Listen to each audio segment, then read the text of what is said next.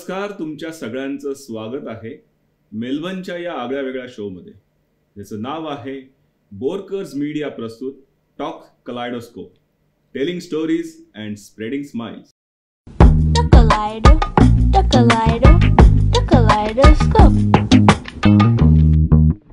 आज आपल्यासोबत एक अत्यंत प्रतिभावान तत्वज्ञ उपस्थित आहेत, जे आपल्याला भारतीय तत्वज्ञानाच्या, विशेषतः अद्वैत वेदांताच्या सखोल जगात घेऊन जाणार आहेत. आपले आजचे पाहुणे आहेत डॉक्टर पुष्कर देव पुजारीजी. नमस्कार. नमस्कार. डॉक्टर पुष्कर देव पुजारीजी यांनी प्राध्यापक रामचंद्र भट यांच्या मार्गदर्शनाखाली वेदांत आणि योगाचे पारंपरिक शिक्षण घेतले. त्यांनी पॉंडिचेरी विद्यापीठातून PhD पदवी प्राप्त केली. त्यांना श्री शृंगेरी शारदा पीठाकडून विद्यानिधी यासारख्या सन्मानाने गौरवण्यात आले. त्यांच्या विद्वत्तेला इंडिक अकादमीकडून अद्वैत वेदांत विद्मणी आणि कर्नाटक संस्कृत विद्यापीठाकडून संस्कृत ग्रंथ पुरस्कार असे महत्त्वाचे पुरस्कार मिळालेले आहेत. आणि सध्या ते केरळमधील कॅलिकट आदर्श संस्कृत विद्यापीठ येथे वेदांताचे सहाय्यक प्राध्यापक म्हणून काम करतात. कसं वाटतंय आमच्या शोवरती येऊन? माझं खूप फंबल उडते असं मला सारखं वाटायला लागलेलं आहे की संस्कृत आणि मराठी याचं कॉम्बिनेशन बोलायची फार सवय राहिलेली नाही आहे.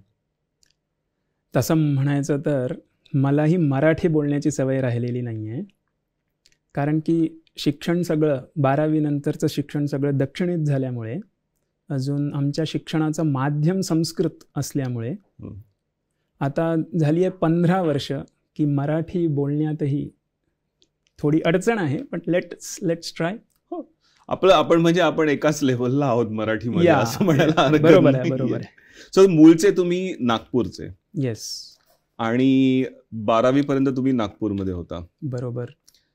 मग हा जसा ट्रॅडिशनल डॉक्टर, अकाउंटिंग, इंजिनियर असा पाथ चूज न करता तुम्ही वेदांताच्या अभ्यासाकडे कसे काय वळला? खरं सांगायचं झालं तर इट इज डिवाइन ग्रेस. ईश्वर अनुग्रह असल्यामुळे मी या फील्डमध्ये आहे. तुम्हाला माहिती असेल की महाराष्ट्रात 12वीची परीक्षा फेब्रुवारीमध्ये होते. अजून मी सांगतोय ते वर्ष आहे 2009. ओके. 2009 मध्ये मी 12वीची परीक्षा दिली. तिथे परीक्षेच्या नंतर what do we say entrance exams असायच्या, आणि त्या होते एप्रिल अजून मेच्या रविवारी असायच्या. Okay. So somebody told me that there is a gurukulam at Bengaluru. एकदा जाऊन पाहून तर या कसं आहे. So I went there with my family. आता नागपुरात राहिल्यामुळे शहरी वातावरण होतं. अजून हे गुरुकुल बेंगलुरूपेक्षा तेव्हा थोडं दूर होतं. आता जरी ते बेंगलुरूमध्येच आलं आहे, पण तेव्हा ते गुरुकुल दूर होतं. तर तिथलं वातावरण पाहून सगळे तिथे संस्कृत बोलायचे. असं शास्त्रांबद्दल आम्हाला काही खूप माहिती नव्हतं. जरी घरी धार्मिक वातावरण आहे, पूजा पाठ हे सगळंच सुरू आहे. माझी आई स्वतः भागवतावर प्रवचन करते. शिवपुराण, देवी भागवत, विष्णुपुराण, रामायण, महाभारत याच्यावरती प्रवचन करते. म्हणून आम्हाला जाणीव तर होती, पण फॉर्मली शास्त्र कोणी असं गुरुकुलात जाऊन वगैरे शिकलं नव्हतं. पिढी तुमच्या आधीच्या पिढ्यांमध्ये पण कोणी? म्हणजे मला जे माहिती आहे त्याच्यात कोणी शिकलं नव्हतं. ओके. म्हणजे आमच्या घरचे काही लोक वकील आहेत, नाही तर बाकी सगळे लोक इंजिनियर्स आहेत. ट्रॅडिशनल. या तर आम्ही तिथे गेलो, ते वातावरण चांगलं वाटलं. So we join there. आता ह्यालाच म्हणतात डिवाइन ग्रेस. तिथे काही खूप अपॉर्च्युनिटीज मिळाल्या किंवा we were sure about our future असं काही नाही. तेव्हा असं क्लिक झालं मनात की okay, let's see what happens. इथे आपण ॲडमिशन घेऊ आणि पुढे पाहू काय होईल ते. So this was the story. पण म्हणजे माझ्या केसमध्ये मी पुण्यामध्ये शिक्षण घेतलं, तर शाळेत 9वी 10वीत असतानाच विचारण्यात यायचं की 10वीत किती मार्क पडणार, मग 12वीत किती पडणार, मग पुढे काय करायचंय, मग कुठे ॲडमिशन घ्यायची आहे, मग पुढे नोकरी कशी करायची आहे. म्हणजे हे प्लॅनिंग 5-6 वर्षाचं आधीपासूनच झालेलं असतं. Mainly from a career opportunity point of view त्यावेळेला तुम्हाला काय ऑपॉर्च्युनिटीज दिसल्या होत्या का? हा विचार केलाच नव्हता तुम्ही? नाही, 9वी-10वीत असताना तर मला असंच वाटत होतं की मी सायन्स, बेसिक सायन्स, फंडामेंटल सायन्समध्ये काहीतरी रिसर्च करायचं असंच वाटत होतं. I was a good student of maths and science. पण तेव्हा म्हणजे कोणालाही तुम्ही विचारलं की तुम्ही पुढे काय कराल, तर he or she they won't say that मी प्राध्यापक होईन किंवा I will become a teacher. They won't say that. काही लोकांना इंजिनियर बनायचं आहे, काही लोकांना डॉक्टर बनायचं आहे, आणि उरले सुरले I want to become IAS officer and all. तर आमच्याही तशाच कल्पना होत्या की पुढे जाऊन either in medical field or we shall go in engineering field or basic science. मला तर खरं मनापासून बेसिक सायन्समध्ये काहीतरी करायचं असंच वाटत होतं. बट डिवाइन इंटरफिअरन्स म्हणून त्यामुळे हा मार्ग मिळाला. अजून हे बरोबर आहे की सुरुवातीला करिअर अपॉर्च्युनिटी म्हणून आम्ही पाहिलंच नाही, कारण की आम्हालाच माहीत नव्हतं पुढे करायचं काय आहे. We just wanted to test, let us take admission here and see what happens. Okay. Problem केव्हा येतो, घरच्यांचाही पूर्ण सहयोग होता, म्हणजे आम्ही मिळूनच गुरुकुल पाहिलं होतं. So it was a collective decision. मला काही कोणाला समजवावं लागलं नाही की let me go there please, I want to do this, असं काही अशी काही स्थिती नव्हती. पण तिथे गेल्यावर घरच्यांना जेव्हा बाकीचे रिलेटिव्स संबंधी विचारायचे की तुमचा मुलगा काय करतो, तेव्हा त्यांना सांगताना प्रॉब्लेम यायचा की आता काय करतो म्हणून सांगायचं. तिथे गेला आहे गुरुकुलमध्ये, काहीतरी करतो आहे. अजून आम्हाला पण सुरुवातीच्या 2-3 वर्षांमध्ये स्वतःलाही काही कळायचं नाही. We use to understand Sanskrit, we had memorized few things, पण पुढे काय हे काही तिथे कल्पनाच आली नाही. ओके. या आणि हे म्हणजे तुमचं असं मे-जूनमध्ये तुमची ॲडमिशन झाली असेल गुरुकुलमध्ये, पण त्यावेळेला बाकी CET किंवा काय एंट्रन्स एक्झाम दिले असतील, त्याचे रिझल्ट्स आले होते नव्हते, पण you just decided to enroll in gurukul. पहिले 6 महिने किंवा 3-4 महिने कसं वाटलं होतं तिथे? पहिले 3-4 महिने तर चांगलंच वाटतं. ओके. घरची आठवण वगैरे येत नाही. म्हणजे पहिल्यांदा चान्स मिळाले ना घरापासून दूर राहायचं, म्हणून अशी आठवण येत नाही. Home sickness starts after 6 months. एकदा तुम्ही सुट्टीमध्ये घरी जाऊन आले की मग सुरू होतं. पहिले 6 महिने अगदी चांगल्याने जातात, काही आठवण वगैरे येत नाही. आठवड्यातनं एकदा घरी फोन करायला फक्त तिथे वेळ असायचा. अजून 2009मध्ये मी गुरुकुलला गेलो ना, तेव्हा मोबाईल फोन्स इतके प्रचारात नव्हते. म्हणजे आम्हाला आधीच स्क्रोलिंगची हॅबिटच नव्हती, म्हणून it was a kind of easy thing. आता जेव्हा नवीन मुलं येतात आणि त्यांना तिथे फोन बाजूला ठेवावा लागतो, खूप जड, तेव्हा जड जातं. पण I was lucky that I didn't have this habit of using phones. म्हणून घरी गेल्यावर नंतर असं वाटतं की there are so many restrictions in this gurukulam. It was better when I was at home, but it's okay. Temporary आहे हे सगळं phase, we can overcome it. कसं आहे लाईफस्टाईल गुरुकुलमधलं? म्हणजे तिथे राहायचं पण तिथे, शिकायचं पण तिथे, जेवण खाण, मित्रमंडळी 24 तास, आणि विकेंडला पण तुम्ही घरी येणार नाही, म्हणजे तेव्हा पण मित्रमंडळी आणि गुरुजी, प्राध्यापक यांच्यासोबतच तुम्ही वेळ घालवणार. येस. तर तिथली परंपरा दैनंदिनी, what was the time table, let me just tell you. Sure. सकाळी 4:30 वाजता उठायचं. सो ब्राह्ममुहूर्ते उत्तिष्ठेत असा नियम आहे. It is very difficult to do it in Australia because of weather conditions, but भारतात तसा काही प्रॉब्लेम नाही. If you want to wake up you have to just sleep early. तर 4:30 वाजता उठायचं. मग आपलं सगळं आटपून वेदाध्ययन, म्हणजे memorizing the portions of Vedas which are learned by you in your classes. Okay. त्याच्यानंतर योगासनम, प्राणायाम, अजून मग एक कलेक्टिव्ह प्रार्थना व्हायची 6-6:30 वाजता. तिथे आमचे आचार्य, तिथे आम्ही त्यांना आचार्य म्हणतो, तुम्ही गुरुजी असे शब्द वापरले, आम्ही त्यांना आचार्य म्हणतो. तर डेली त्यांचा काहीतरी thought for the day, they will give some motivational speech and they will speak about current affairs also. Okay. असा तिथे दिवस सुरू व्हायचा. संस्कृतमध्ये सगळं सगळं संस्कृतमध्ये, वातावरण पूर्ण संस्कृतमध्ये. लोकांना असा प्रश्न असतो, जर तुम्हाला आधी संस्कृत येत नव्हतं तर तुम्ही कसे तिथे गेला, तुम्हाला त्यांनी कसं घेतलं. तर तिथे सगळेच लोक संस्कृतमध्ये संभाषण करतात. So if we get that kind of environment then it is easier for you to learn Sanskrit. Correct. त्याच्यासाठी काही ऑफिशियली पेडॅगॉजी फॉलो करायची गरज नाही. तुम्ही फक्त तिथे राहा, एका महिन्यात तुम्हाला संस्कृत येऊन कानावर पडून पडून तुम्हाला बोलता येतं. येस. सुरुवातीला बरंच हँड जेस्चर, सुरुवातीला थोडं हिंदी काय आहे, भारतीय भाषेतले जे शब्द असतात ते संस्कृतमयच असतात, म्हणून इतका काही प्रॉब्लेम येत नाही. आता ज्याला इंग्लिश येत नसेल, अजून तो ऑस्ट्रेलियाला आला तर तो कसा बोलेल, तिथे कठीण आहे. जॅपनीज किंवा चायनीज जर त्याला येत असेल तर त्याला हातवारे करावे लागतील. पण भारतातल्या ज्या भाषा आहे त्याची जननी संस्कृत असल्यामुळे most of the words, nearly 60 to 70% words are the same. So it is not so difficult. एक महिन्यात तुम्हाला चांगलं बोलता नाही पण बोलता आणि कळू शकतं. लिहिणं सोपं आहे ना. लिहिण्यात देवनागरी स्क्रिप्ट असल्यामुळे मराठी येत असल्यामुळे, मराठी हिंदी येत असल्यामुळे स्क्रिप्टचा काही प्रश्न नाही. अजून चांगलं आलं असं मी बिलकुल म्हणणार नाही. एका महिन्यात चांगलं येत नाही. चांगलं होण्यासाठी वर्षानुवर्ष लागतात. पण you can manage your daily conversation with everybody who are speaking in Sanskrit. तेवढं तर एका महिन्यात जमतं आय थिंक.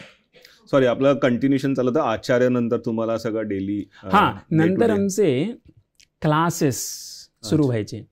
आता फॉर एक्झाम्पल, पहिल्या वर्षी in the first year most of the syllabus is about memorization. जरी लोक म्हणतील, and even in India we have this new education policy which says that we don't promote rote learning. They say that we don't promote rote learning. पण आमच्या क्षेत्रात जे आहेत त्यांना हे 100% माहिती आहे की काही ग्रंथ असे असतात जे if you have memorized them then you will only enjoy all the benefits. तर काही ग्रंथ असतात शब्दप्रधान ग्रंथ, अवश्यम we have to memorize them. तर पहिल्या वर्षी आमचा फोकस अशाच ग्रंथांवर होता की जे आम्हाला कंठस्थीकरण करायचं आहे. I can give you one example. There is a text called as Amarkosh. Amarkosh म्हणजे it is a dictionary, basic dictionary. Dictionary कोणी पाठ करतं का? नाही करत. पण in the field of Sanskritam आम्ही डिक्शनरी पाठ केली. आता डिक्शनरीज पाठ असताना, and that book, that text is in the form of verses, so it is easy to memorize it. तर असे काही ग्रंथ असतात जे अवश्य सुरुवातीला आपण पाठ केले, जरी आपल्याला त्याचा अर्थ कळणार नाही, सुरुवातीला अर्थ कळणार नाही, इट्स ओके. पहिल्या वर्षी आम्ही भगवद्गीतेचा अभ्यास केला म्हणजे शब्दशः अभ्यास केला. आम्हाला एकही अर्थ त्याच्यातला कळला नव्हता, पण we try to memorize it. आणि आता आम्हाला जेव्हा कुठे लेक्चर द्यायला जायचं असतं तेव्हा पटापट जेव्हा जो श्लोक पाहिजे तेव्हा तो श्लोक आठवतो. I cannot memorize Bhagavad Gita in this age, but I was able to do that when I was young. आणि तो बेनिफिट असतो की जेव्हा तुम्ही यंग एज मध्ये तुम्ही पाठांतर करावं, तरी अर्थ कळला नसला तरी माझ्या 3 वर्षाच्या 4 वर्षाच्या मुलाला मी त्याच्याकडनं रामरक्षा म्हणून घेतली होती, त्याला पाठ झाली होती, पण अर्थ कोणाला कळला होता नंतर, अर्थ नंतर कळतो. मग तुमचे रेग्युलर क्लासेस होतात. आता रेग्युलर क्लासेस म्हटले की लोकांना इथे भ्रांती किंवा misconception, they can misunderstand this fact, this what do we say idea that classes होतात म्हणजे कसे होत असतील. Let me give you one example. जर मला समजा संगीत शिकायचं असेल तर मी एका गुरूंकडे जाईन. I will approach him, I will ask him to teach me sangeetam or music, classical music. If he sits before me and sings for 1 hour, I will enjoy his performance, but I won't be able to learn anything. Correct. So you should imagine a music teacher teaching music to his students. That is the way to teach in our class also. म्हणजे तेच 1 तास गायले तर मी काही नाही शिकलो. I just enjoyed their performance. आणि हीच पद्धत आजकाल युनिव्हर्सिटीमध्ये फॉलो होते. म्हणजे हीच पद्धत नाही, वेगळी पद्धत. Means he will sing and I will listen to him. So the professors come to your class, they will give presentation for 1 hour and they will give you some assignments and they go. पण गुरुकुलात असं नाही. गुरुकुलात interactive sessions होतात. So we have this feedback kind of a thing. आजकाल हे पेडॅगॉजीमध्ये हे आलं आहे की सेल्फ असेसमेंट करायला पाहिजे, पीर असेसमेंट करायला पाहिजे, and then feedback you should take. पण हे गुरुकुल सिस्टीममध्ये ऑलरेडी इम्बाइब्ड असल्यामुळे we didn't face so much problems in teaching. 2-3 मुलं समोर असतात गुरूंच्या, आचार्यांच्या. So he can give individual attention to each of them. And let me tell you a story from Kathopanishad. कठोपनिषदात यम अजून नचिकेत या दोघांचा संवाद आहे. नचिकेताला यमानी 3 वर दिले आहे. 3 boons were given to him, and Nachiketa as asked Yama as his second boon to give him some Agni Vidya. I will not go into the specifics. Agni Vidyeचा उपदेश केला. अजून उपदेश केल्यानंतर काय केलं त्यांनी? He asked Nachiketa to repeat all those things because he wanted to understand whether he understood what I taught to him. Okay. त्याला म्हणतात अनुवाद पद्धती. मी जे anuvad is not translation. Anuvad is not translation, it is a technical term. मी तुम्हाला काही शिकवलं तर तुम्हाला ते कळलं आहे की नाही हे मला कसं कळेल? You should repeat all those things to me, then only I can understand whether you understood it or not. Correct. ती पद्धती आम्ही गुरुकुलात फॉलो करतो की मीच फक्त 1 तासाचं लेक्चर देईन असं नाही. We will have interactive sessions. I will speak, I will teach you something and then focus on the next part which is called as anuvada, whether you understand the concept or not. तर क्लासमध्ये एवढं होतं. अजून त्याच्यानंतर all those students should revise all those things amongst themselves. So continuous learning चाललेलं. इथे मला एक प्रश्न विचारायचा वाटतो, कारण का माझं शिक्षण मी इंजिनिअरिंगमध्ये केलं आणि मास्टर्स करायला ऑस्ट्रेलियाला आलो. म्हणजे बराचसा जो माझ्या शिक्षणावरती जो पगडा आहे तो वेस्टर्न स्टाईल एज्युकेशन्स आहे. आणि ही आपली प्राचीन विद्या पद्धती आहे, ट्रायड अँड टेस्टेड आहे गुरुकुल पद्धती. तरी आपल्याला वेस्टर्न एज्युकेशनच्या चष्म्यातनं बघितलं जातं आणि मोजमाप पण केलं जातं. मोजमाप पण केली जाते.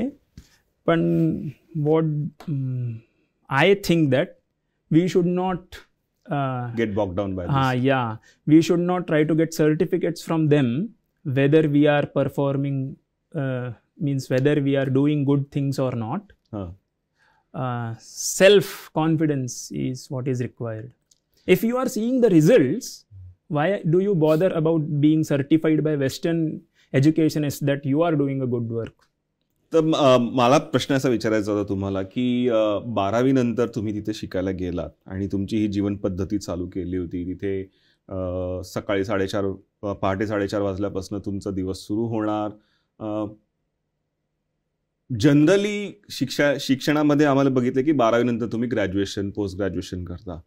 तुम्ही काय पद्धतीचं शिक्षण घेत होता? का हे जुने संस्कृत, वेद, उपनिषद यांच्याबद्दल शिक्षण तुमचं चालू झालं होतं? तर मी जेव्हा गुरुकुलात गेलो, 12वी तर माझी झाली होती. But these traditional gurukulas are also keeping in mind one fact that just by completing Gurukula education, students won't get opportunities in other field unless and until they have these degrees. So they have made sure that everybody should apply for some degree also besides learning in Gurukula education system. So after 12th, I also did my BA and MA in Vedanta Shastra through distance learning mode. Nice. म्हणजे तिथला syllabus असेल तो असेल. We used to study what was taught in our Gurukulam, and at last we can manage for few weeks if we study that syllabus. कारण की मला संस्कृत येत होतं म्हणून आम्हाला त्या परीक्षेमध्ये पण इतकी कठीण काय म्हणतात त्याला इतका प्रॉब्लेम काही आला नाही. असंच 2 आठवड्यात जे शिकलो about that syllabus we can just clear those exams. कारण की त्यांनाही जे गुरुकुल चालवतात त्यांनाही हे माहिती आहे की जर तुमच्याकडे अशा डिग्र्या नसतील तर job opportunities would be less. Nobody can directly give a job to you just because you studied in Gurukulam. You need to have some kind of certificates with you. So I also have those with affiliated universities. Yeah. And now what happened is जेव्हा मी तिथे शिकत होतो तेव्हा आम्हाला affiliation नव्हतं. आता आमच्या गुरुकुलाला वेद विज्ञान गुरुकुलाला अफिलिएशन सुद्धा मिळालं आहे. So we don't need to go to some other university or approach distance education mode. We can stay at gurukulam and we can write exams at gurukulam. Excellent. तुमच्या गुरुकुलांमध्ये मग अजूनही गुरुदक्षिणा पद्धत आहे? Okay. Let me tell you this story again. Sure. या आमच्या शोचं नाव आहे telling stories and spreading smiles. पहिला पार्ट आपण अचीव करतोय. जेव्हा माझी शेवटची परीक्षा झाली होती तेव्हा मी माझ्या आचार्यांना विचारलं, so what kind of gurudakshina do you need? His first reaction was, आत्ताच गुरुदक्षिणा? आत्ता तर सुरुवात झाली आहे, अजून अध्ययन अवशिष्ट आहे. You have to study more. You have just completed few 14 to 15 texts. These are basic texts. This is after how many months or means after maybe 12 years. I entered in that Gurukulam in 2009 and I completed my Mahapariksha, not from Gurukulam. Exam is something else. I will talk about it later. 2022 मध्ये माझी महापरीक्षा झाली. तेव्हा मी आचार्यांना विचारलं, तुम्हाला गुरुदक्षिणा काय पाहिजे? तेव्हा त्यांनी असंच विचारलं मला. हिज फर्स्ट रिॲक्शन वॉज, आत्ताच कशी gurudakshina? You have to study more. अजून शिकायचं आहे ना, त्याच्यानंतर आपण बघू. ही त्यांची फर्स्ट रिॲक्शन होती. बट आय इन्सिस्टेड बिकॉज आता मी जॉब करतो आहे, मी अजून शिकून राहिलो आहे. I am still learning and we believe, the people from Gurukula education system, we believe that we have to learn, means we will be learning till आजन्म शिक्षण सुरूच राहील. And when those who are in academics they have to do all these things. There is no other way. अजून नंतर I इन्सिस्टेड हिम. मी त्यांना खूप पुन्हा विचारलं, काय गुरुदक्षिणा तुम्हाला पाहिजे? Just give me some hint. At that time तेव्हा त्यांनी मला सांगितलं, I am also earning, he is also one of the professors, so he don't need money from me. He said, please teach all those things to minimum 5 to 6 students and that Guru Dakshina is enough. Wow. मी तुम्हाला जे शिकवलं आहे तुम्ही ते दुसऱ्यांना जर pass on केलं नाही तरच प्रॉब्लेम आहे. You have to teach some more students and then ask them to give exams in front of me, then only I will receive true Guru Dakshina. That's the story. So now I am still learning, but I have to teach also, so that those students would be able to give some exams in front of my Acharya. That Guru Dakshina is asked by him. And it will again take some 5 to 6 years. Of course. आणि हे सोपी गुरुदक्षिणा नाहीये. पैसे मागितलं, card swipe केलं, पैसे भरले की संपलं, फी भरली आणि कोर्स फी भरून तुमचं एज्युकेशन कम्प्लीट झालं. So the basic idea is education is not a commodity. Education is not for business. These traditional teachers, हे पारंपरिक आचार्य जे असतात ते पैशासाठी कोणालाच शिकवत नाही. I have seen many acharyas who teach, nobody charges money from their students. Everybody is interested in continuation of this process and that's important. पण शेवटी जगामध्ये पैशाचं सोंग आणता येत नाही, असं ॲटलिस्ट आत्तापर्यंत माझा आयुष्याचा अनुभव तरी आहे.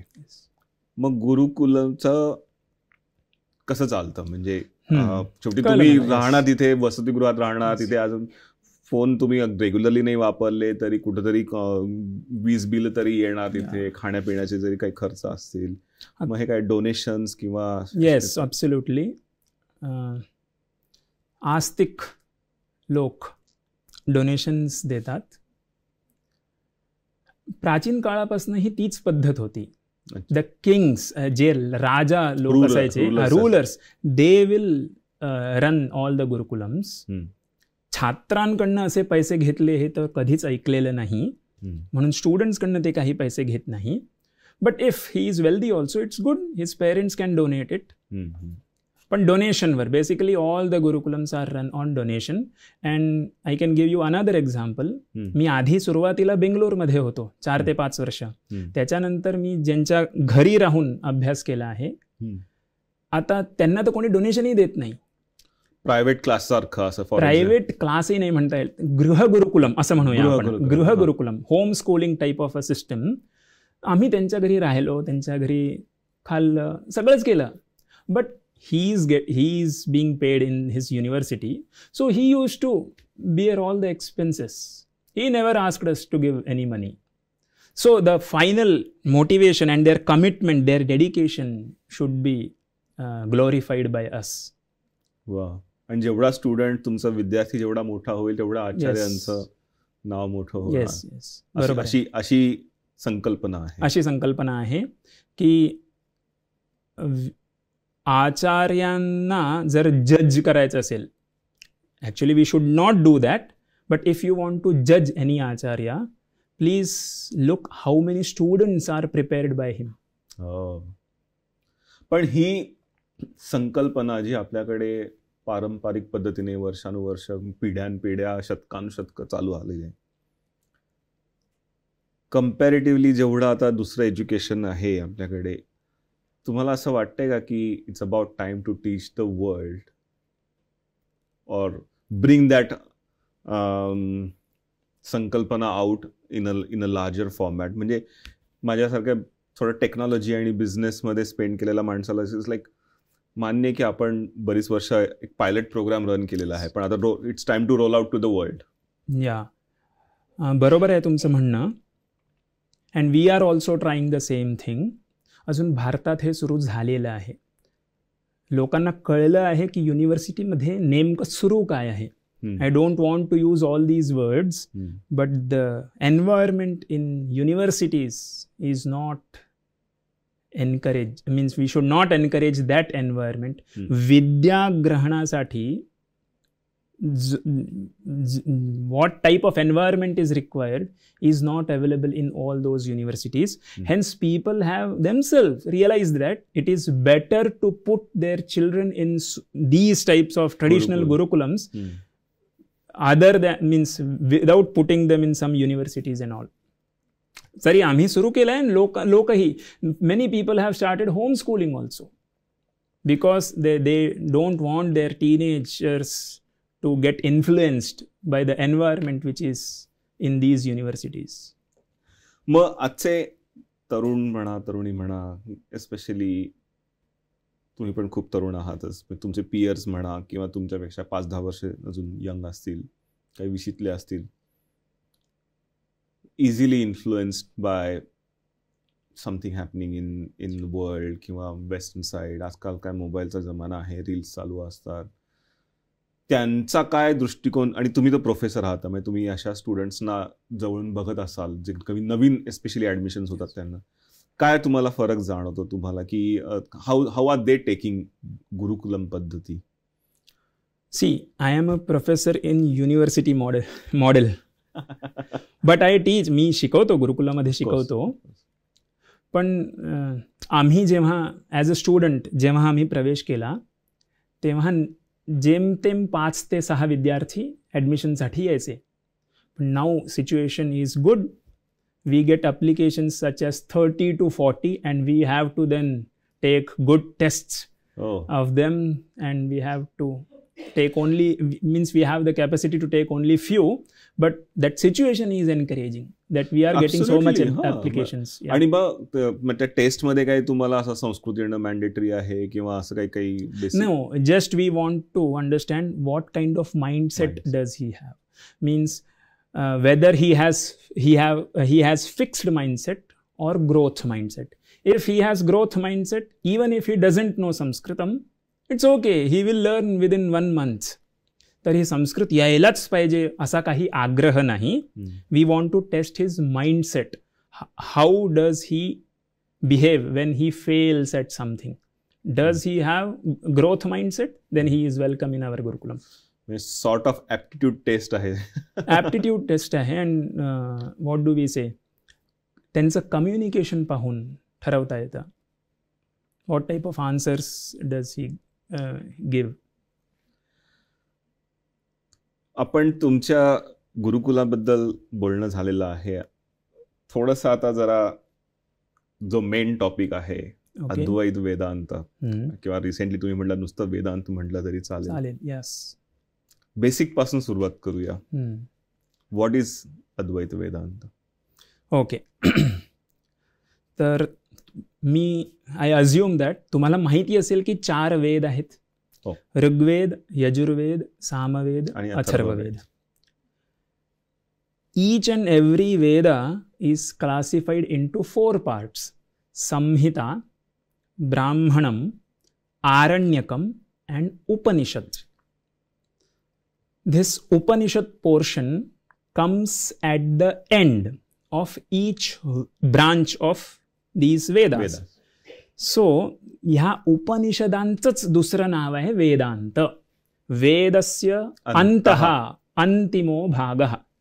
Last portion of each and every branch of the Vedas is called as Upanishad.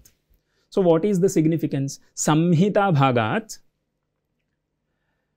मंत्र असतात, ज्या मंत्रांमध्ये विविध देवतांची स्तुती केली असते. And those mantras are used for praising deities. ब्राह्मण भागात रिच्युअल्स, कर्मकांडाचा जो विषय असतो त्याचं प्रतिपादन केलं असतं. आरण्यक भागात philosophy, the intended meaning of all the other sections is described.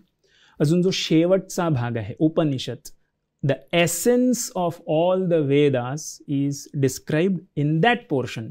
त्याला आपण वेदांत म्हणू.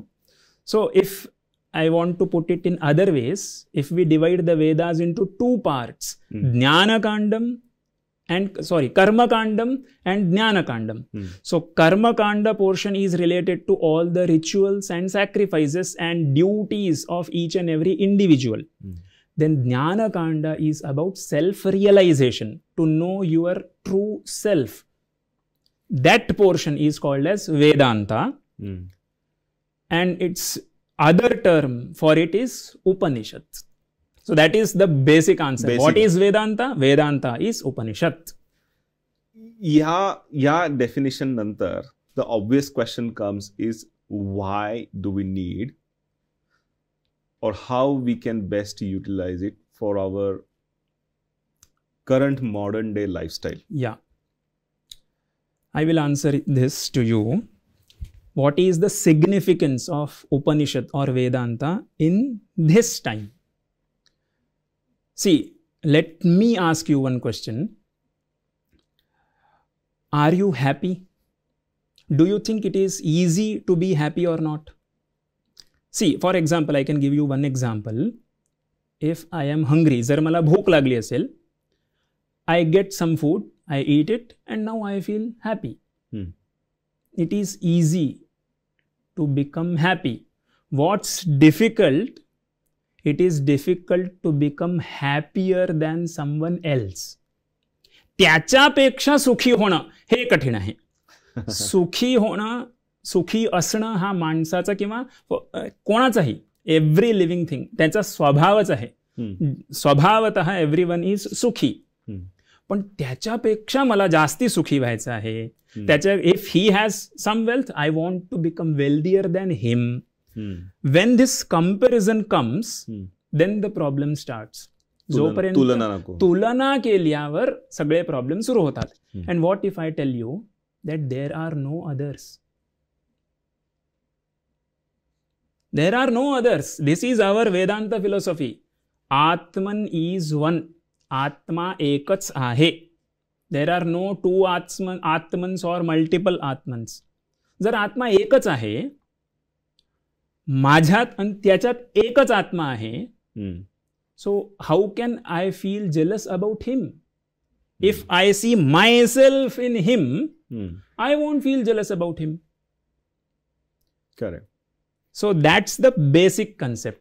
हा एक उपयोग झाला की if we follow Vedanta philosophy of oneness of Atman, then you don't feel jealous about anybody because there is no person other than you. You see yourselves in other person. So if he is happy, you are also happy. You don't want to become happier than him because there is no other. पण ही आता may be technicalities मध्ये गेलो तर ती भावना असते. या emotions. Yes. आणि कुठेतरी मी ऐकलं होतं की emotions are like a fuel in a car. Okay. They drive the car, पण चालवायला ड्रायव्हर लागतो. ओके. आणि तो ड्रायव्हर म्हणजे आपलं मन असतं ते. येस. ते आपण काबूत ठेवलं तर you can manage the fuel. पण हाऊ डू वी एन्श्युअर की हे फ्युएल ओव्हर होणार नाही किंवा संपणार नाही किंवा दुसऱ्याबद्दलची जेलसी कमी होईल किंवा तुम्ही आणि मी एकच हो हे मला वाटलं पाहिजे पण त्याला पण वाटलं पाहिजे. Yes. How do we reach to that level? Okay, so first I asked what is Vedanta, then why, now how. How? Okay, let me use some modern words to explain the same concept which is there in Vedanta. Do you know about emotional intelligence? What's that emotional intelligence?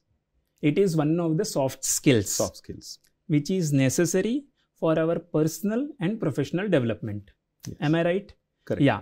And there are 5 sets of skills imbibed in this emotional intelligence. And those are self-awareness, self-regulation, motivation, empathy, and communication skills. What is self-awareness? To be aware of your own emotions, values, strengths, weaknesses, and your goals. And how to become aware of that? For that, you have to look within yourselves. You should know your emotions. And this is the first one, self-awareness. And let me tell you the concluding portion in the beginning itself. All these values are explained in the Vedanta Shastra. Even if these words are not used, but we talk about emotional intelligence. See, the next one is self-regulation. What is self-regulation? To control and redirect your emotions from a negative way to a positive way. This is being taught in our Shastra, how to control your mind. See, I will give you one example. Arjuna asks Bhagavan Shri Krishna. He says, मन तर फार चंचल आहे. जसं आपण हवेला हातात पकडू नाही शकत, तसं we cannot capture manas or mind also. Chanchalam hi manah Krishna pramachi balavadridham tasyaham nigraham manye vayoriva sudushkaram. जसं आपण हवेला पकडू नाही शकत तसं मनालाही पकडू नाही शकत. So how to control our mind? So Bhagavan Shri Krishna gives him the answer. Asamshayam mahabaho. You are right. Manaha is chanchalam. Man chanchal ahe. I agree with this. But there is a way. Abhyasena tu kaunteya vairagyena cha grihyate. If you do enough practice and if you have a certain degree of detachment, then you can control your mind. And let me clarify one thing also. Abhyasa is not just practice. Abhyasa is defined in a particular way in our Shastras.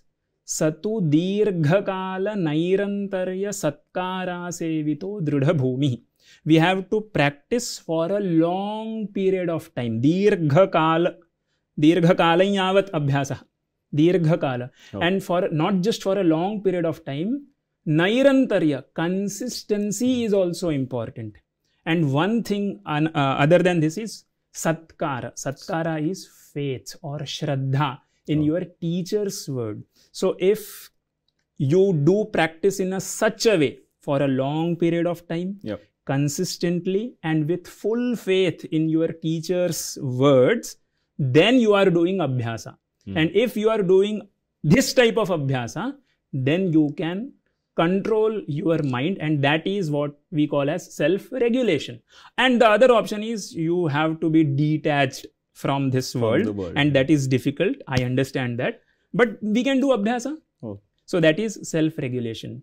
The next one is empathy, to understand what other people feel and how would they react to my behavior. That skill is called as empathy. This is also taught in Vedanta Shastra. आणि त्यालाही प्रॅक्टिसमध्ये आजकालच्या जगामध्ये येण्याकरता खूप खूप खूप गरज आहे. Yes. And when they talk about leadership qualities, they mention this emotional intelligence as the prerequisite to become a leader. IQ and technical skills are relevant. Correct. But emotional intelligence is the prerequisite of being a corporate world मध्ये तर हे सगळे topics आहेतच आजच्या जगामध्ये. And there are many HBR articles and there is a book named Emotional Intelligence. I have taken these words from those articles only, but when I read that book, मला असं कळलं की हे सगळं तर आम्ही उपनिषदात, भगवद्गीतेच, फक्त ते शब्द वेगळे आहे, the meaning is the same. मग हे आपण क्रॉस रेफरन्सिंग इंग्लिश लिटरेचर मधनं करायच्या ऐवजी आपलं लिटरेचर बाहेर आलं तर किती छान. बरोबर आहे तुमचा प्रश्न. Westerners are expert in this. They write in a structured way. पण अजून भारतात असे लेखक कमी आहेत. Research is going on. Many of my friends are doing something about this, but we need some more time. म्हणजे ह्या सगळ्या all these concept should be made public in a format which is readable and reachable for all. I also know that. We are going to do. तुमचा हा point एकदम एक छोटासा मला विचारायचा होता याच्यामध्ये. तुम्ही आता एक स्ट्रक्चर्ड फॉर्मॅट जेव्हा वेस्टर्नर्स आर गुड ॲट असं म्हटलं होतं. रिसेंटली मी कोणाबरोबर तरी बोलत होतो ह्याच टॉपिकबद्दल, आणि त्यांचं असं म्हणणं होतं की आपली पद्धती जी अनस्ट्रक्चर्ड आहे ना, ती स्ट्रक्चर्ड का आणायची? It's okay. हां, का आणायची? It's okay. This is how we are. आता ते मे बी ह्याचं उत्तर देतो. हां. If you want that Westerners would also accept, then you should try to follow their parameters. And if you don't want, it's okay. We can follow our system. पण म्हणजे acceptability पाहिजे असेल तर we have to follow the norms set by them. I don't agree with those norms, but if you want to be like best international bestsellers and all, then you have to follow their. कारण का unfortunately गेल्या काही वर्षांमध्ये 100, 200, 300 वर्षांमध्ये शिक्षण पद्धती आणि जे स्ट्रक्चर झालेलं आहे that is driven by the western educators म्हणा किंवा. पण समथिंग टू टेक बॅक की जर आपल्याकडे जर शिक्षण पद्धती 400 नाही 4000 वर्षांपासून किंवा हजारो वर्षांपासून सिन्स इमेमोरियल अनादिकाल इट्स आवर फिलॉसॉफी म्हणजे अनस्ट्रक्चर्ड आहे. So B it. अनस्ट्रक्चर्ड असं नाही म्हणायला पाहिजे. A different structure. हां, डिफरंट स्ट्रक्चर्ड म्हणा. पण ते स्ट्रक्चर्ड जर तेवढं हाऊ आय कॉल इट, आता in IT world for example उदाहरण देतो मी. ब्लॅकबेरी नावाचा एक फोन होता. ओके. त्याच्यामध्ये नुसते बटन, प्रचंड बटन होते. त्याच्यानंतर आयफोन आला. आयफोन का पॉप्युलर झाला? कारण का त्याचा user interface very user friendly. Blackberry पण तेच फंक्शन करायचा, पण त्याचा user interface was not very friendly. तर हे स्ट्रक्चर जे जरा हे स्ट्रक्चर म्हणा वेस्टर्न स्ट्रक्चर आणि आपलं स्ट्रक्चर्ड हे जर युजर फ्रेंडली असेल, see I am just thinking, तुमचं काय मत आहे याच्याबद्दल? माझं असं मत आहे की if something is sustained for so many years, even after so many invasions, correct, मुघलांचं इन्व्हेजन असू द्या, ब्रिटिशांचं असू द्या, even after so many invasions, if we are able to protect our system, then that itself tells us that even this structure is good to sustain for a long period of time. Any book which is still being read even after 2000 or 3000 years, it means that it is relevant. Absolutely.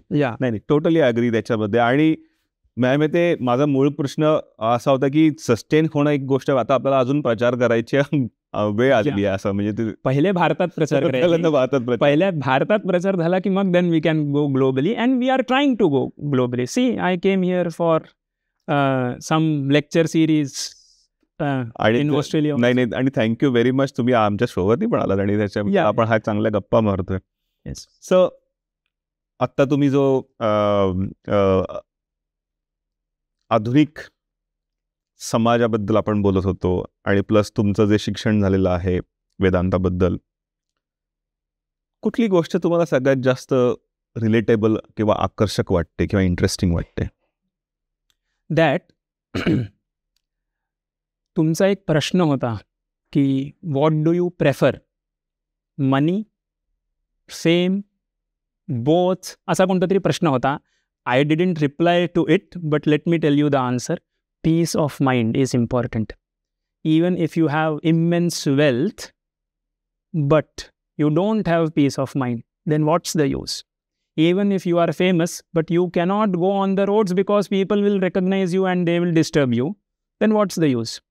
There is a verse in our scriptures, sa eva sarvashastrajnah yasya shantam manassada shamartham sarvashastrani vihitani Maharshibhi.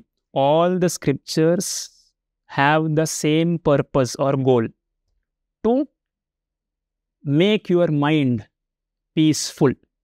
Even after learning so many things, even after earning so much money, even after earning so much fame, if you are not shanta, if you are not peaceful, then what's the use? Samadhan. So, samadhan pahiजे. Santosha. Paramam sukham. You won't believe की मी literally 2 आठवड्यापूर्वी मी विचार करत होतो की questionnaire change करावे answers, आणि आमच्याकडे guest येतात, प्रत्येकाला हे फेम मनी विचारल्यानंतर म्हटलं तिसरा एक ऑप्शन ॲड करायला पाहिजे, पीस ऑफ माइंड. आणि तुम्ही आता तो दिला ऍक्च्युअली, तो peace of mind. Then everybody will select peace of mind. It is better to not add the option and let them, means if you want to really test them, they should click other and write peace of mind. If you give you this option, but definitely it is a suggestive answer. Prompt करायला. आपण मनाबद्दल फार आता references आलेले आहेत, तर I think I like to little deeper about mind. Okay. Stressful world मध्ये how do you, let me again quote a verse. मन एव मनुष्याणां कारणं बन्धमोक्षयोः. Mind itself is the cause of bondage also and liberation also. बंध, संसार बंध असं आपण म्हणतो ना, संसार बंधाचंही कारण मनच आहे, अजून संसारातून मोक्षाचं कारण सुद्धा मनच आहे. So how is it possible that the mind itself is cause for both liberation also and bondage also? So the answer is in the next verse. Bandhaya vishaya saptam. If your mind is always going in an outwards direction and to enjoy some, what do we call it as, materialistic pleasure, then that mind is cause for your bondage. व्यावहारिक सुख. वैषयिक सुख. जर तुमचं मन वैषयिक सुखात रमत असेल, then that mind, ते मन बंधाचं कारण आहे. And if the same mind is looking within yourselves, nirvishayam, it is not going in the external direction, if it is looking within all the physical body and all of them, then that mind is the cause of liberation. So mind itself is cause of bondage also and liberation also. If that mind is indulging in Vaishayika Sukha, then you will be bound always. And if you have again full control over your mind and it is not traveling in the outward direction, then you are safe, you are doing spiritual progress. At some point of time you will get liberation. आणि current stressful वर्ल्डमध्ये personal challenges असतात, inner peace शोधायला लोकांना त्रास असतो.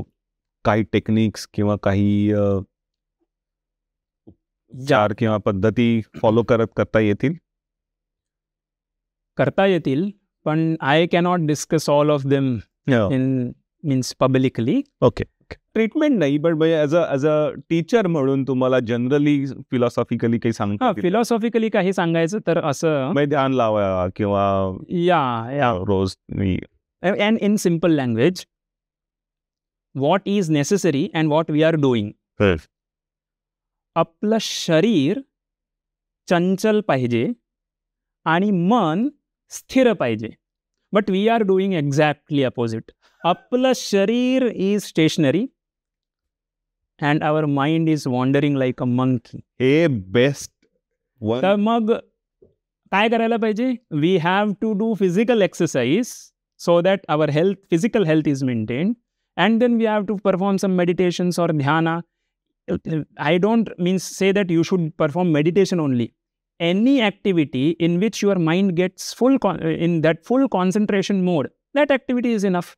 हा best आहे, best answer आहे. I love it. मग आत्तापर्यंत तुम्ही एक शिक्षक म्हणून किंवा तुमच्या अनुभवानुसार आत्तापर्यंतच्या वेदांतामध्ये लोकांना जेव्हा तुम्ही जनरल पब्लिकला भेटता, ज्यांना फारसं नॉलेज नाही आहे, माझ्यासारखे असतील काही, एखादा ठराविक काही तुम्हाला पॅटर्न गैरसमजाचा जाणवलेला आहे की ज्यांना कम्प्लिटली असं उलटं नॉलेज किंवा गैरसमज आहे वेदांताबद्दल, असं काही आहे? But the answer would be technical. Is it good? या वेदांत जे शिकवतात किंवा जे फॉलो करतात त्यांच्याबद्दल काही लोकांचा असा गैरसमज आहे की they are running away or they are escaping from their duties. कारण की त्यांना काही आत्मसाक्षात्कार पाहिजे, त्यांना वैराग्य उत्पन्न झालेलं आहे. They don't recommend you to perform all your duties and they run away, they escape from this samsara. And this is one of the misconceptions. जरी वेदांताचाच उपदेश श्रीकृष्णांनी अर्जुनाला केला तरी he didn't ask him to go away. Arjuna was ready to not to fight the battle and he was ready to even Beg.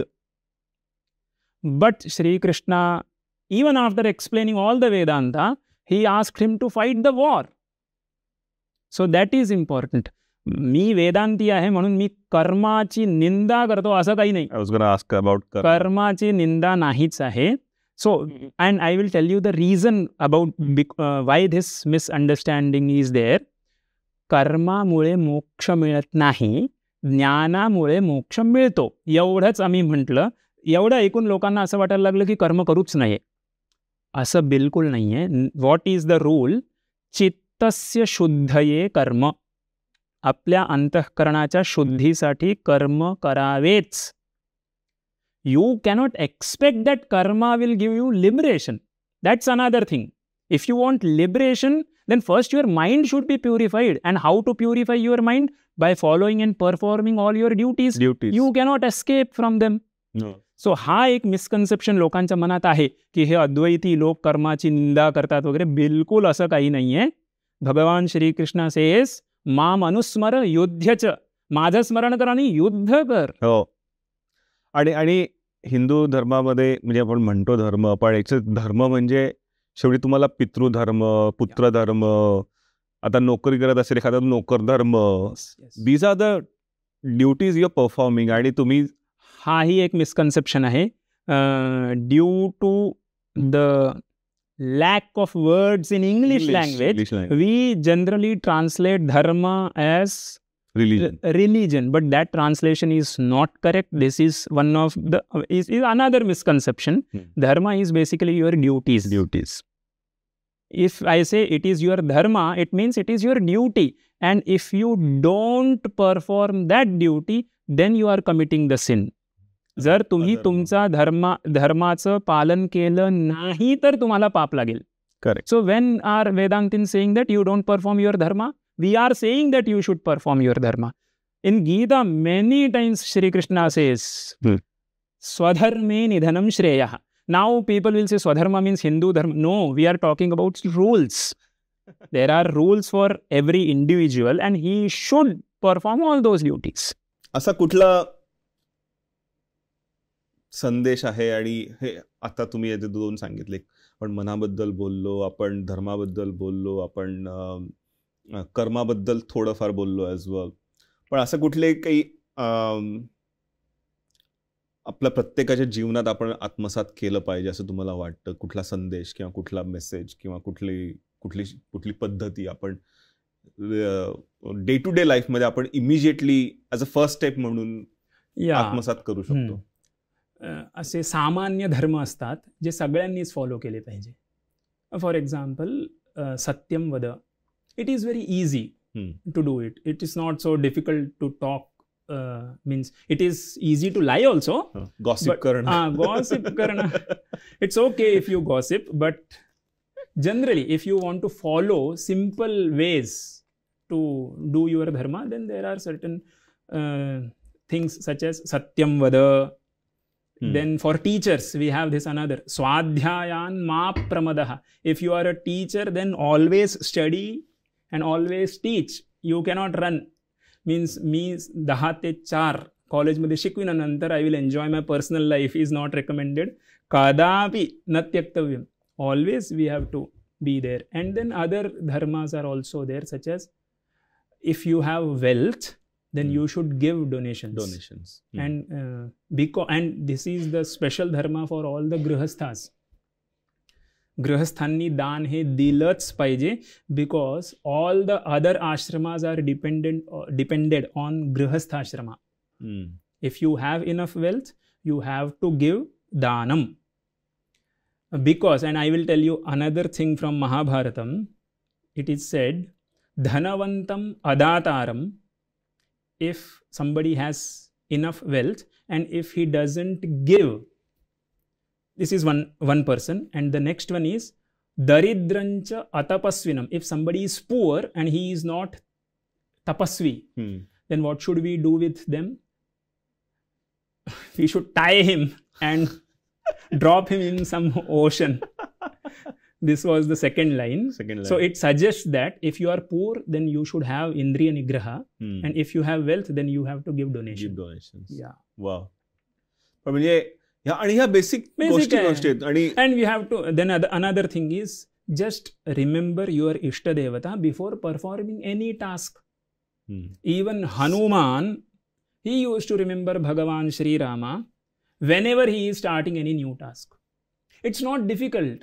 Maam anusmara yudhyacha. Remember me and fight. काम कर तुझं धनुष्य बाण उचल. It's very easy. ओम नमः शिवाय. What is difficult? तिथे काही जोडाक्षर नाही, काही कठीण शब्दही नाही. ओम नमः शिवाय म्हणायला वेळ सुद्धा लागत नाही. But we still don't do it. These are recommended easy ways to follow dharma. आणि हे खूप आय ओपनिंग आहे की हे सिम्पल ॲक्टिव्हिटीज आहेत. मे बी लोकांना या सिम्पल भाषेमध्ये लोकांना सांगून, आणि फक्त एकदा करून चालणार नाहीये, हे रोज केलं पाहिजे. Consistency. See, let me talk about this also. We prefer consistency more than intensity. Any action can be performed with intensity also and consistency also. In a long run every time consistency wins. हे आम्ही गुरुकुलातच अनुभव केलेला आहे. समजा उद्या माझी वेद परीक्षा आहे, अजून जो भाग आम्हाला दिलेला आहे तो मेमराईज झालेला नाही आहे. सो काय करतात विद्यार्थी? सकाळपासून संध्याकाळपर्यंत 12 तास they will chant the Vedas and they will appear for the exam. And another fellow, he has recited the same mantra for 100 days. Once daily he recites it once, but for 100 days, and you can see the result. Of course. One who is consistent, he has memorized all the portions, and one who has intense recitation is done by someone, he may fail in the exam. So engineering असलेल्या माणसाला हे वेगळं सांगण्याची गरज नाहीये. आम्ही शेवटच्या 15 दिवसात अख्ख्या वर्षाचा अभ्यास करून आम्ही पास झालेलो आहोत. We use to joke back in a days की 40ला पासिंग, 41 झालं की आम्ही स्कोर केला. पण यू आर राईट की म्हणजे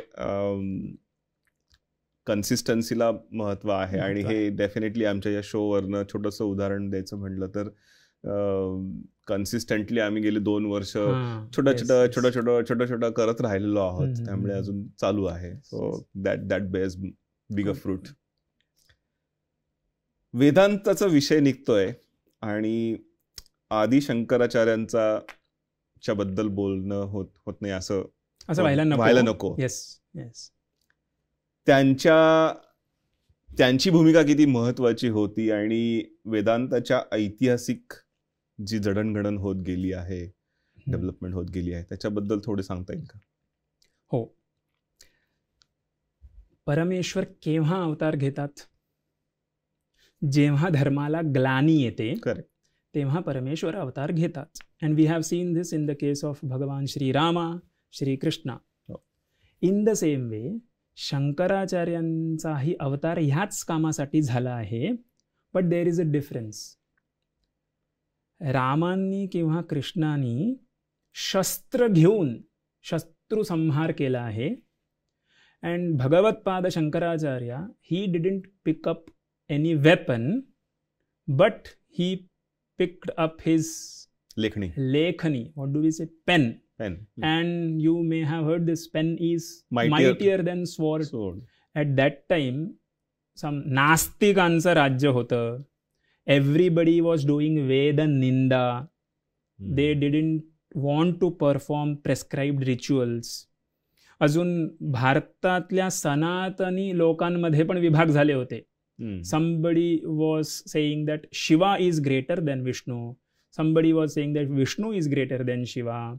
Then there were sects such as Ganapatyas and Shaktas. तर शंकराचार्यांनी बेसिकली काय केलं आहे? सगळ्यांना एकत्र करून by resolving all the differences amongst them, त्यांनी सगळ्यांना एकत्र केलं आहे. So he was a good organiser.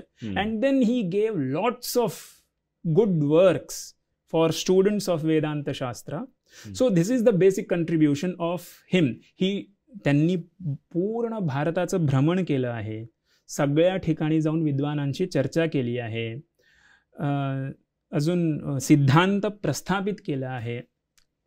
So these are his important contributions, and we should recognize those contributions. जरी हा वेदांत सिद्धांत अनादी काळात आहे, पण त्याला राजाश्रय न मिळाल्यामुळे बुद्ध धर्माला किंवा अन्य नास्तिक धर्मांना त्या काळात राजाश्रय मिळाल्यामुळे त्यांचा प्रचार झाला, पण वेदांताचा प्रचार खुंटला. वेदांत नव्हता असं नाही. This is another misconception that Shankaracharya started. He didn't start anything. अनादिकाळात हा चालूच ही परंपरा आहे. बट शंकराचार्यांनी प्रचार फार ऑर्गनाइज्ड पद्धतीने केला. त्याच्यामुळे आज सगळं सुरक्षित आहे. Otherwise we can again fight Shankar ज्येष्ठ की विष्णू ज्येष्ठ. आणि इंटरेस्टिंगली आमच्या इथे ते मगाशी तुम्हाला एका व्यक्तीची ओळख करून दिली होती की त्या प्रेसिडेंट आहेत हिंदू सोसायटी व्हिक्टोरियाच्या. ते जे टेम्पल आहे ते शिवा विष्णू टेम्पल आहे. Yes, good good. आणि it's the largest temple in southern hemisphere. त्याच्यामुळे इट्स ग्रेट की आपण त्याच विषयांवर. So the basic concept is entity is one. It is called by different names and forms. We worship the same consciousness by giving it different ways and forms and names to it. So that we call it as Param Brahma. मी विचारणार होतो, मला वाटलं होतं की थोडासा controversial question आहे का. आत्ता आपण वेदांतामध्ये आपण एक म्हणतोय, वननेस बद्दल बोलतोय आणि इथे लोक देव पण 2-2 मानायला लागलेले आहेत. It's okay. म्हणजे आपली पण म्हणजे ते वेदांतला म्हणजे वेदांना फॉलो करणारी लोकांच्या मनात पण अजून येस कन्फ्युजन आहे का. I don't know. I am not. काय म्हणतात त्याला, भ्रम आहे त्यांच्या मनात.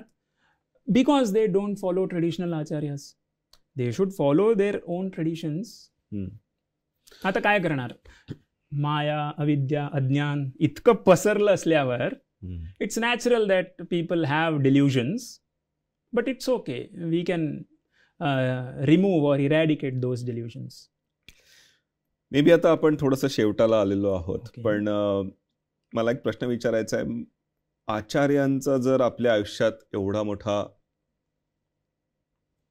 प्रभाव असणार आहे आणि त्यांचं जर कॉन्ट्रीब्युशन असणार आहे, आणि फाइंडिंग अ मेंटॉर किंवा आचार्य किंवा गुरु is a 2-way street. I think विद्यार्थी पण आचार्याला तेव्हाच चांगला भेटतो की जेव्हा चांगला आचार्य त्यांच्या समोर येतो. How do we identify right acharya? See, I will give you a hint. If someone is commercial, then he is not a true guru. And I think this hint is enough. Yes. Yeah? Yes. Yeah. But there doesn't need to be vested interest. त्यांच्याकडनं काय. The attribute or the word which we use for them is ahaituk daya sindhu. He should be ocean of compassion without expecting anything in return. Then only he is qualified to be acharya. And this quality is seen by us in traditional acharyas.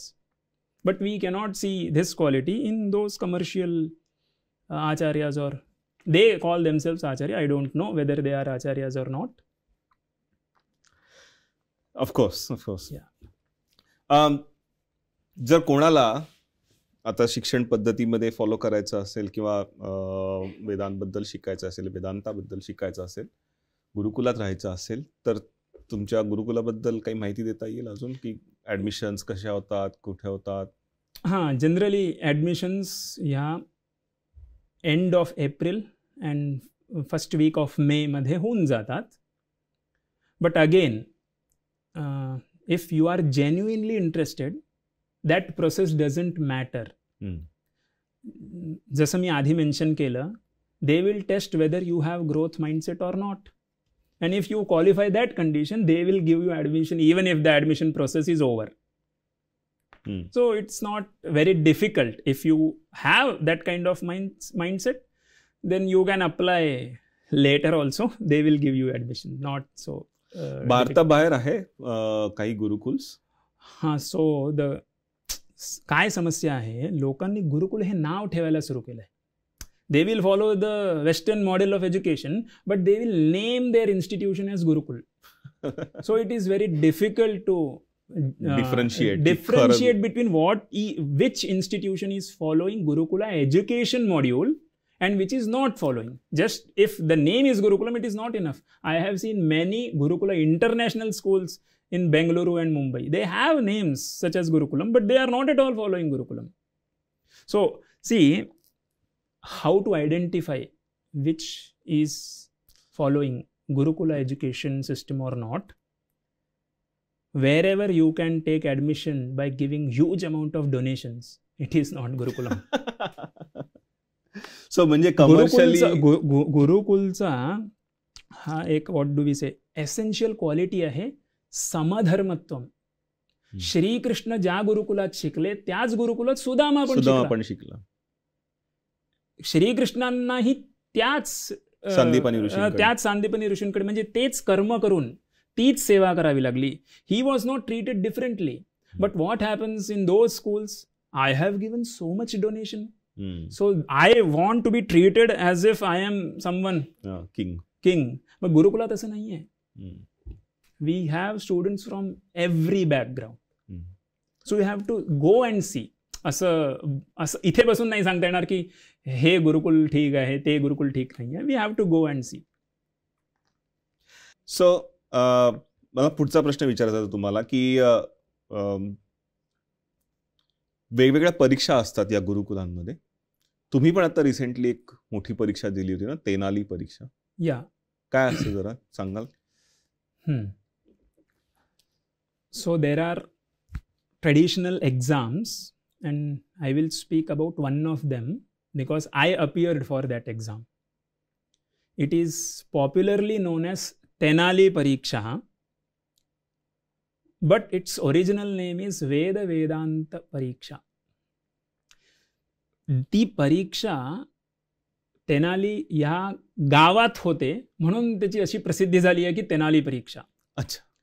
Tenali हे गावाचं नाव आहे and we have to go to that village. ती परीक्षा समजा पुण्यात होत असते तर त्याला पुणे परीक्षा असं नाव कदाचित असलं, कदाचित असेल. अशी दुसरी परीक्षा आहे नगर परीक्षा.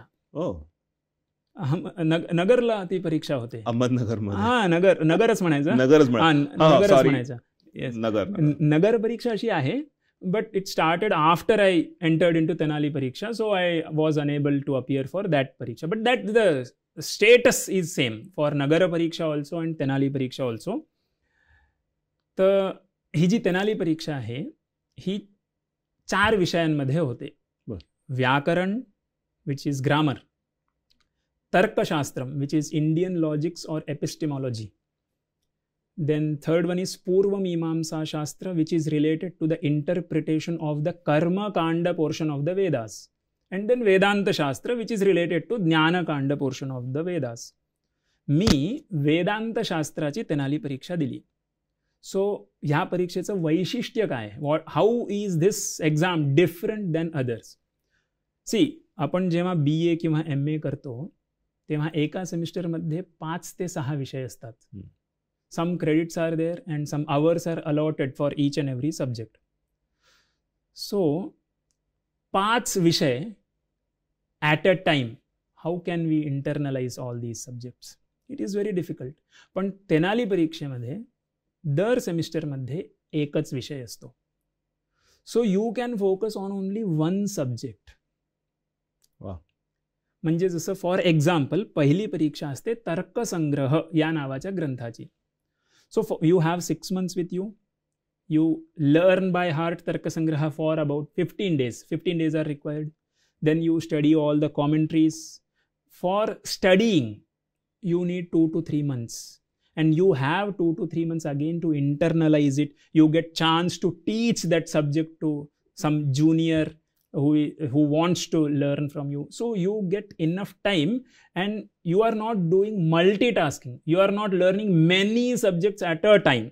See, what happens is in universities, we have to learn 2 languages, then 2 minor subjects, then 2 major subjects, at the same time. But Tenali Pariksha is not there. So what happens is after you complete each level, in Vedanta Shastra, we have 15 to 16 levels. So after 15 to 16 levels, you get some amount of knowledge. You can claim that I know these things. But you cannot claim after passing BA that you know all the subjects which were learned by you in your first year. What's the reason? Because you didn't learn them. Properly. You just cleared the exam. But Tenali is not like that. तिथे oral परीक्षा पण आहे आणि return परीक्षा पण आहे. And oral परीक्षा मी तुम्हाला सांगतो, सुरुवातीच्या परीक्षा तर अर्धा तास व्हायच्या. Last 5 to 6 exams, oral exam was for about 2.5 hours and 3 hours for each student. माझीच परीक्षा 2-2 तास 3-3 तास चालते. And the most brilliant scholars from India त्यांच्या पुढे परीक्षा द्यायची आहे. And they won't spare you. तिथे असा नियम नाही की तुम्हाला पास करायचंच आहे. They can fail you. युनिव्हर्सिटीमध्ये असं जनरली होत नाही. If you appear and if you have written something, they will pass you. But तेनालीमध्ये असं नाही. रिटन परीक्षा झाल्यावर ते तो पेपर घेऊन येतील ओरल एक्झामच्या वेळे. अजून ते वाचून दाखवतील. You wrote this please explain the meaning. University परीक्षामध्ये असं नाही. तुम्ही काहीही लिहा, कसंही लिहा, तुम्ही लिहिलंय ना, मग तुम्ही पास झाले. इथे असं नाही, म्हणजे मला समजा युनिव्हर्सिटी परीक्षेमध्ये आम्ही काय करायचो, समजा येत नसेल तर जे येत असतं ते लिहून टाकायचं तिथे. इथे तेनाली परीक्षामध्ये असं करता येत नाही, because they will bring your answer sheet आणि you will have to justify your own answer. Yes, म्हणजे काहीही लिहिलं आणि पास झाले असं तिथे होतच नाही. अजून you have to memorize most of the things. जरी तुम्हाला कॉमेंट्रीज मेमराईज करायचं नाही आहे तरीही समजा उपनिषद परीक्षा असेल तर you have to memorize the basic fundamental text of that Upanishad. If there is exam on some introductory text, which we call it as Prakarana Grantha, then you have to memorize all the Moola Panktis of that Prakarana Grantha. So in this way, after completing 15 to 16 stages, semesters, then they will conduct a Mahapariksha. What is this Mahapariksha? They can ask anything from these 16. Wow. म्हणजे this is really a mahapariksha. महापरीक्षा literal शब्दशः महापरीक्षा आहे ती. आणि ती तुम्ही pass झालेला आहात. म्हणजे I have cleared the basic level of Vedanta शास्त्र. Now they have advance level परीक्षा also and I am appearing for the next level now. Okay, yes. Well, all the best तुमच्या नेक्स्ट लेवलसाठी. तुमचं ऑस्ट्रेलियाला कसं येणं झालं इथे? ऑस्ट्रेलियाला दक्षिणामनाय श्री शृंगेरी शारदा पीठाकडून वेदांत वीकेंड वेदांत श्रवण प्रोग्राम, असे weekend Vedanta retreats are organized by Dakshinamnaya Shri Sringeri Sharada Peetham. अजून त्या कार्यक्रमासाठी मला इथे बोलवलं त्यांनी. So we had few weekend programme at Sydney which was based on Sundarkand of Valmiki Ramayanam. Then one such Vedanta retreat, Vedanta Shravana program was conducted at Canberra and the subject was Bhagavata Puranam. And now for 2 days, this weekend we are at Melbourne and we have this program of Vedanta Shravana on Bhaja Govindam. Bhaja Govindam. Yeah. So for that purpose I came to Australia and this is my first visit. आपली ओळख ज्यांच्यामुळे झाली त्यांना मी खूप धन्यवाद देऊ इच्छितो. अभिजित भिडे मेलबर्नचे आहेत, ते तुमच्या वडिलांचे मित्र. त्यांच्या थ्रू आपली ओळख झाली आणि त्यांच्या ओळखीने तुम्ही आमच्या शोवरती आलात, त्याबद्दल खूप खूप धन्यवाद. वेदांताबद्दल तुम्ही खूप इन्फॉर्मेशन दिली, गुरुकुल पद्धतीबद्दल सांगितलं आणि ओपन अँड ऑनेस्ट कॉन्व्हर्सेशन झालं, धर्माबद्दल बोलणं झालं, काही इझी ॲक्टिव्हिटीज आपण डे टू डे लाईफमध्ये फॉलो करू शकतो, हे ऐकून खूप बरं वाटलं. तुम्हाला जाता जाता आमच्या काही ऑडियन्सला काही सांगायचं असेल तर प्लीज तुम्ही सांगू शकता. इथे येऊन कसं वाटलं, आमच्याशी बोलून कसं वाटलं, फीडबॅक द्यायचा असेल. So this is my first podcast kind of a thing. Okay, means I didn't face camera. You still haven't faced camera yet. आपण एकमेकांकडे बघूनच बोलत होतो. Yeah, but I know that camera is there. Whenever we give lectures, people generally do that, but this is some kind of official shooting through cameras. So I was a bit nervous, but I think it went okay. Of course. Yeah. खूप छान झालं. Yes. तुम्हाला comfortable वाटलं? हां, मला तर मी असं म्हणजे yesterday also I told you, I don't give lectures. So हे काय म्हणतात त्याला, मनसोक्त गप्पा संवाद, हे बिलकुल that format is maintained. I think perfect, absolutely. आम्हाला आवडलेलं आहे डेफिनेटली. आणि परत एकदा धन्यवाद आल्याबद्दल.